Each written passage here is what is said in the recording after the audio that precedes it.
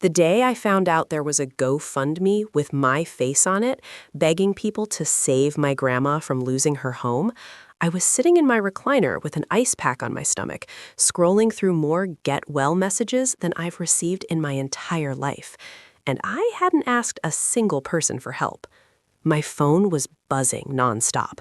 Heart emojis, praying hands, messages from people I hadn't spoken to since Clinton was in office. Just donated. Wish I could give more. Hang in there, sweetheart. We're all rooting for you. You were always there for me. My turn now. For a second, I thought the pain meds were making me hallucinate. Before I explain how my granddaughter used an old, flattering photo of me and a half-true sob story to pull money out of people who could barely afford it, and how I had to choose between exposing her to the whole community or quietly paying everyone back myself, do me a small favor. If you like listening to long, honest family stories while you cook, fold laundry, drive, or try to fall asleep, hit the like button and subscribe so YouTube knows to bring you back to Aunt Ruby's voice every week.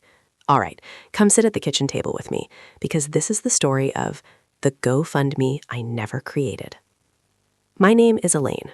I'm 72 years old, and I was raised to believe you pay your bills, you mind your business, and you don't ask for help unless the house is literally on fire. My parents lived through hard times. They kept cash in envelopes in a dresser drawer, muttered about never owing anyone, and treated charity like a last resort, not a lifestyle. Maybe they went too far, but that's the soil I grew in. I married a mechanic named Frank. We had one daughter, Denise. Denise had one daughter, my Lily. I worked the front desk at a doctor's office for 35 years. I knew every patient's name, their insurance plan, and whether they liked 1 sugar or 2 in their coffee.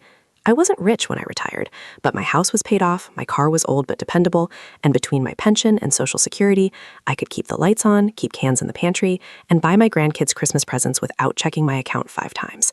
So when my doctor said I needed a minor surgical procedure to fix some scar tissue in my abdomen, I was nervous about the anesthesia, not the bills. In and out, same day, he said. You'll be sore, but you'll be fine. If only fine had applied to everything that came after. The surgery went exactly how they said. I woke up in recovery, a nurse told me I did great, and a volunteer offered me the worst cup of Jell-O I've ever tasted. Denise picked me up that afternoon. You sure you don't want to stay with us a few days? She asked, wrestling my overnight bag into her trunk. No, I said. I've got my recliner, my heating pad, and 3 crime shows recorded. Besides, you've got work, Lily's got school and her job, I'll be fine. She made a little face. You're not a burden, Mom. I didn't say I was, I replied. I said, I'll be fine. She helped me into the recliner, lined up my pills and a bottle of water, kissed my forehead, and reminded me to call if I needed anything. Then I slept. The kind of heavy, medicated sleep where your dreams are strange and time runs together. I didn't look at my phone that whole first evening. Didn't have the energy. The next morning, I finally shuffled to the bathroom, made myself a cup of tea, and picked up my phone to check the time. That's when I noticed my screen was full. Normally, my phone lives a quiet life. A couple of texts, a call from Denise, a group message from the church ladies about whose turn it is to bring potato salad. That morning, my notification bar looked like I'd won the lottery, or died.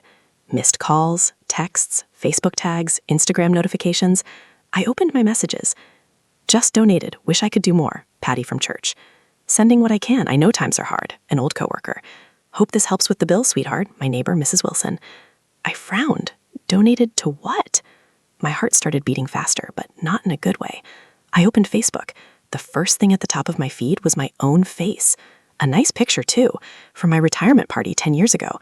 I had my hair fixed, a blue dress on, lipstick that actually matched. Above the photo, in big, bold letters, please help my grandma Elaine keep her home. I tapped it with my thumb. It opened a GoFundMe page. Goal, $25,000. Raised, $4,380. Organizer, Lily Harper. My granddaughter. My stomach dropped. I started reading the story underneath, mouth going drier with every line. My name is Lily, and I'm raising money for my grandma Elaine. She's too proud to ask for help, so I'm doing it for her. My grandma just had surgery after years of chronic health problems. She's in constant pain, can barely walk, and can't work anymore. She's living alone on a tiny fixed income, and we're terrified she's going to lose her house because of medical bills and back mortgage payments. This woman has given her whole life to others, watching me when my mom was a single parent, delivering meals to church people, volunteering, never asking for a thing. Now it's our turn to show up for her. The money will help pay her hospital bills, medication, physical therapy, and catch up her mortgage so she doesn't end up homeless. Please donate or share if you can. Every little bit helps. Thank you for helping my grandma keep the only home she's ever known."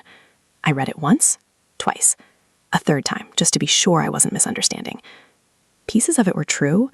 I did just have surgery. I was on a fixed income. I had helped raise her. I had brought many a casserole. But I was not barely able to walk. I was not drowning in medical debt. I was not behind on my mortgage. In fact, I didn't have a mortgage. The bank had mailed me the stamped paid in full years ago. The deed was in my file cabinet, top drawer, right next to my will and some old recipes. I scrolled down to the list of donors. There were dozens. People from church, old coworkers, neighbors, a woman from my high school graduating class who now lives in Florida.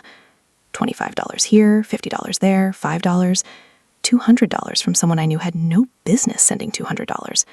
Next to each one were little messages. "You sat with me when my husband was in chemo. It's the least I can do. You brought meals when we had the twins. Now it's our turn. Wish I could give more. Love you." My throat closed. I felt like a thief, like I'd walked into my friends' houses and taken cash from their wallets when they weren't looking. Except I hadn't. Someone had done it for me, with my name, my story, my face, and that someone shared my DNA. I called Denise first. She answered on the second ring. "Hey, Mom, how are you feeling? Isn't it amazing how people are rallying around you?" "Rallying around me for what, exactly?" I asked. She hesitated. "The GoFundMe," she said carefully. "What GoFundMe?" I said, "that I never set up." "Mom, don't get upset." "I'm already upset," I snapped. "Did you read what it says, Denise?"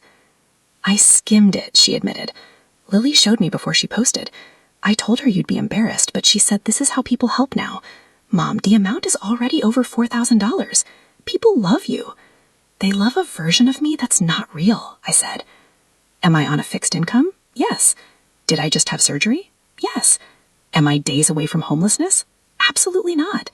There is no back mortgage payment. There is no threat of foreclosure. And yet your daughter told the entire internet that I'm one step away from living under a bridge. You're exaggerating." "No," I said sharply. "That's Lily's department." I could hear her exhale. "Mom, she's just trying to help. She worries about you. We both do." "Worry is one thing," I replied. "Lying to hundreds of people to get them to Their wallets is another. "I don't think she meant it as lying," Denise said weakly. "Well, I do," I said, "and I'm going to talk to her." Lily didn't answer my first call, or my second. I sent a text. "Call me right now." She replied, "I'm at work, Grandma. Can we talk later?" "No," I wrote back. "Now." 3 minutes later, my phone rang. "Hey, Grandma," she said, voice a little too cheerful. "How are you feeling? Did you see the page? People are being so generous. Isn't it amazing?" "I saw it," I said, "and I am not amazed. I am furious."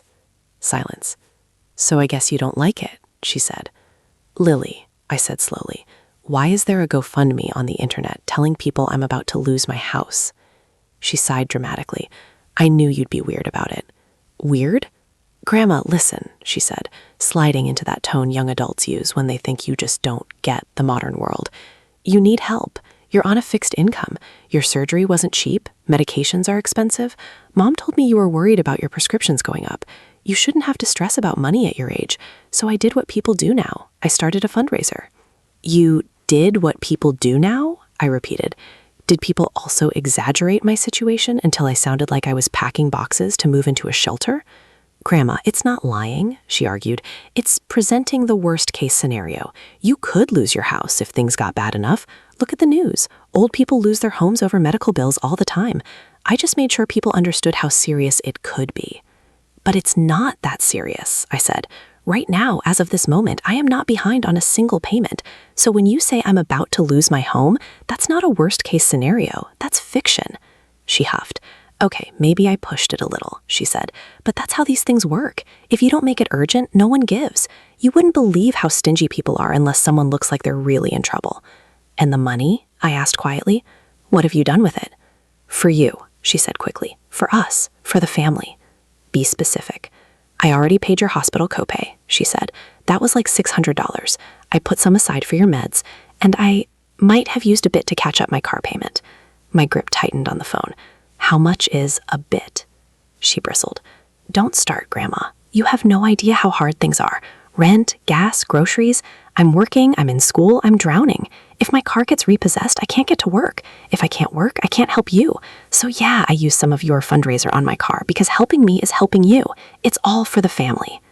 There it was again. For the family. The magical phrase people use when they want you to sacrifice your principles and stay quiet.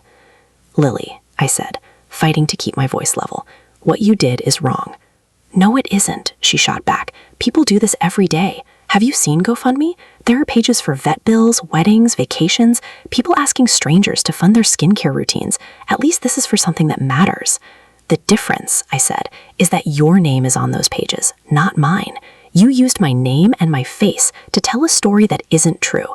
People are giving because they believe I am in crisis, not because you can't manage a budget. Wow, she snapped. There it is, the judgment. I'm trying to keep you comfortable and you're focused on how it looks. I laughed once, bitter. Oh, I care how it looks, all right, I said. I care that right now, as we speak, people I love are sitting at their kitchen tables moving numbers around, sending money they don't really have because they believe I'm drowning. I care that Mrs. Wilson on her little pension gave $10 and probably ate beans on toast to make up for it. I care that Patty from church sent $50 she could have used for her medication. I care that when this all comes out, and it will, I'll be the one they whisper about in the grocery store. Not you, me, the poor old lady who let her granddaughter run a scam in her name. You're so dramatic, she said. No one's getting hurt. People like helping. It makes them feel good. You're basically doing them a favor by letting them give. Then they can give to the truth, I said, not to your fiction.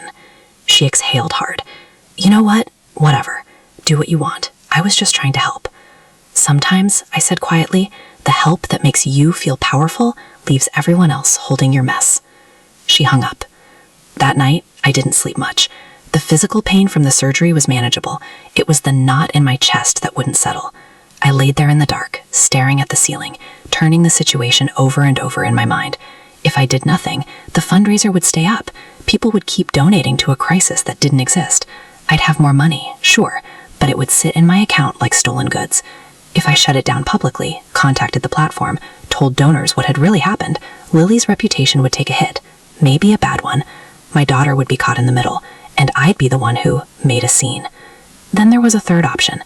Say nothing publicly, let the fundraiser sit, and quietly try to pay everyone back in little installments. But that could take years, and it still wouldn't address the lie floating around online with my picture on it. Sometimes being the adult means there's no option that doesn't hurt somebody. You just have to decide who you're willing to hurt and who you're not. In the morning, I called my bank. The branch manager was a man about my daughter's age. Dark hair, wedding ring, a tie a little too tight at the neck.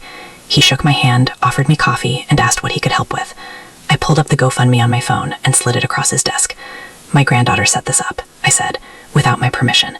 She used my name, my photo, and exaggerated my situation to get people to donate. Now I'm sitting here feeling like a thief. I need to know what my options are. He read the page carefully, twice. His expression shifted from neutral to troubled to something like anger. How old is your granddaughter? I said. 22. He nodded slowly. Ma'am, he said, this isn't a banking matter exactly, but as a person, I can tell you are right to be concerned. There's a line between telling a hard story and misrepresenting reality. If she's spending money people think is going toward your house on her car payment, that's not okay. I don't want to ruin her life, I said. She's my granddaughter, but I also don't want my friends and neighbors believing I tricked them. You might not have any legal trouble if no one complains, he said, but morally you're standing in the middle of a very messy room. You can contact the platform, tell them the fundraiser was created without your consent and contains false information. They may freeze it. They may refund donors. Whatever happens, at least you'll have done your part to correct the record. And if I don't, I asked. He looked me in the eye. Then every time you see someone who gave to that campaign, he said, you'll feel what you're feeling now. And that doesn't go away on its own. He wasn't judging. He was just telling the truth. I went home, sat at my kitchen table, and stared at my phone. Then I called Denise and Lily and told them we were having dinner. Non-negotiable. You can tell how serious I am by what dishes I use. Paper plates mean I don't want to do dishes. Real plates, cloth napkins, and no TV. That means we're going to talk about something you can't eat your way around. They came that evening, Denise tight-lipped, Lily scrolling her phone. We ate meatloaf in near silence. Afterward, I refilled my tea, sat down, and folded my hands on the table. All right, I said. We're going to talk like grown-ups. No storming out, no shouting over each other. I'm going to say what needs saying, then you'll get your turn." Lily rolled her eyes but stayed seated. "I went to the bank yesterday," I began. "I talked to the manager and showed him the fundraiser. He confirmed what I already knew. This is serious. So here's what's going to happen. First, I am contacting GoFundMe to tell them this campaign was created without my consent and misrepresents my situation. If they can shut it down and return the money, I want them to do that. If they can't, or if not everyone asks for a refund, then I will be making a public statement myself, explaining the truth and offering to make things right with anyone who wants their money back." Lily's chair scraped. "You can't do that," she burst out. "It'll make me look like a scammer." "You ran a scam," I said calmly. "Maybe not on purpose, maybe telling yourself it was for the family, but that's what it is when you take money under false pretenses. You made me look like someone who lied to people who love me. I'm not living with that quietly." Denise wiped at her eyes. "Mom, this is going to blow up," she said. "Yes," I said, "it will. But I'd rather deal with a loud mess now than carry a quiet one inside me for the rest of my life." I turned to Lily. "You're afraid this will ruin your reputation," I said. "Let me tell you something. Reputations can heal if they're built on truth. What doesn't heal is the knowledge that you let good people be taken advantage of in your name and said nothing." She stared at the table, jaw tight. "I hate this," she muttered. "I know," I said. "So do I. But part of being an adult is standing up when you've knocked something over and cleaning it up, instead of walking away and pretending you didn't see." I took a breath. "I'm not calling the police," I said. "I'm not pressing charges. I am, however, going to ask you to be part of fixing this. If there's money that needs to be returned that the platform doesn't handle, you're going to help pay it back. It might take time. That's okay. If apologies are needed, you're going to apologize. Not with some cute post online, but with real words to real people." She shook her head. "You're trying to wreck my life," she whispered. "No," I said softly. "I'm trying to keep you from growing into a woman who thinks this is normal." GoFundMe did freeze the campaign. They emailed donors, explained the situation, and offered refunds. Some people took them, some didn't. Some wrote to me directly. "Keep it. We gave because we love you, not because of the story." I wrote back to every single one, thanked them, told them the truth about my finances, told them I didn't want anyone hurting themselves financially on my account. Mrs. Wilson knocked on my door with a grocery bag in her hand. "I heard about the mess," she said. "I don't want that $10 back. I wanted to give it. Let an old woman have the joy of being generous. You taught me that years ago." I hugged her and cried on her shoulder. I hadn't realized how much I needed to hear that someone still saw me as myself, not just a headline in a messy situation. As for Lily, it took time. She was angry for a while, hurt, embarrassed. Some of her friends unfollowed her online. A couple of folks at church gave her tight, polite smiles instead of hugs. Denise made her pay back the money she'd taken for her car. Extra shifts, no eating out, no new clothes for a season. I stayed out of that part. It wasn't my place to manage her budget. My place was to tell the truth, offer forgiveness when she was ready to ask for it, and not let bitterness take root in me. Months later, on a rainy Tuesday, she showed up at my door without warning. She stood there, hair frizzy, hoodie soaked, eyes red.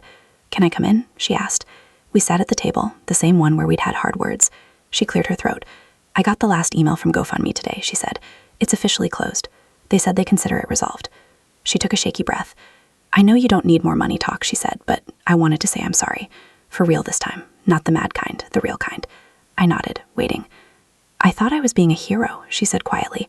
"I watch all these videos of people paying off their parents' debt, saving their grandparents' houses, and everyone claps and cries and calls them amazing. I wanted to be that. I told myself you needed it and you were just too proud to say so. I told myself a little exaggeration was fine if the end result was good. I didn't stop to think about your dignity, about people sending money they really didn't have, about you being the one who had to face everyone in person while I hid behind a screen. You called it a scam and I hated you for that, but you were right. It was." She looked up, tears running. "I'm sorry I dragged your name into it," she said. "I'm sorry I made you feel like you'd done something wrong when you were the one trying to fix it. I'm sorry I used family as an excuse instead of a reason to do better." I felt my own eyes fill. "I forgive you," I said. Her shoulders sagged. "Just like that?" "No," I said, smiling a little. "Not just like that. I've had months to be mad, to be hurt, to talk to God about every piece of it. Forgiveness isn't pretending it didn't happen. It's deciding I'm not going to hold it over your head for the rest of your life." I reached across the table and took her hand. "You're not a bad person, Lily," I said. "You did a bad thing. There's a difference. The kind of woman you become from here depends on what you do with this. Do you spend your life justifying it, or do you let it learn you to tell the truth even when it costs you clicks and cash?" She squeezed my hand. "I want to be better than this," she whispered. "Good," I said. "That's a start." If you're listening to this and someone in your life has taken your story and twisted it into something they can monetize, especially online, especially for the family, let me leave you with a few things I learned from the GoFundMe I Never Created. First, you own your story, not your grandchildren, not your kids, not the internet. If someone wants to put your face on a fundraiser, a video, a sob story, you have the right to say yes or no. Second, a good cause doesn't justify a bad method. Helping elders is good, but help built on lies or half-truths is still wrong, even if the money goes to something useful. Third, telling the truth might cost you relationships for a while. People might call you ungrateful. They might say you should just accept the blessing. But you're the one who has to live with your own conscience. You're the one who has to look people in the eye. You get to decide what kind of weight you're willing to carry. Fourth, it's okay to accept help when it's honest. The problem was not people loving me enough to give. The problem was the lie that opened their wallets. There's a big difference between genuine need and manufactured crisis. Finally, family doesn't mean covering up everything. Sometimes loving your child or grandchild means standing up and saying, "This was wrong. I love you, but this was wrong. And we are going to make it right even if it hurts." The GoFundMe I Never Created cost me sleep, tears, and some complicated Sundays at church. But it also showed me who my people are, who give because they love me, and who I am when integrity is on the line.